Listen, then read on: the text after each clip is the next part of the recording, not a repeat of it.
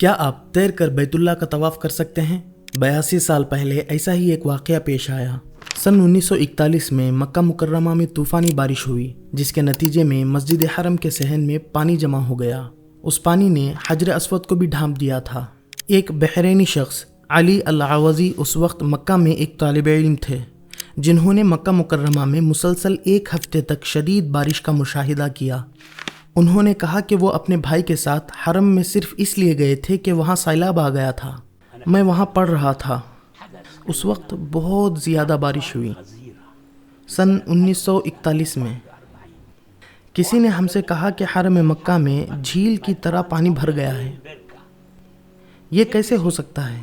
اس نے کہا کہ ان دنوں طوفان نے اپنی سطح 5 سے 6 فٹ بڑھا دی ہے، حرم کے دروازے کے 1 یا 2 فٹ اوپر تک، اور وہاں پر بہت سارے لوگ اکٹھا ہو گئے تھے یہ دیکھنے کے لیے کہ کیسے کوئی خانہ کعبہ کے گرد تیر کر چکر لگا سکتا ہے۔ تو ہم نے طواف کیا۔ تیر کر طواف کیا؟ ہاں، تیر کر طواف کیا۔ اس وقت انہوں نے بے خوف ہو کر خانہ کعبہ کا طواف کیا۔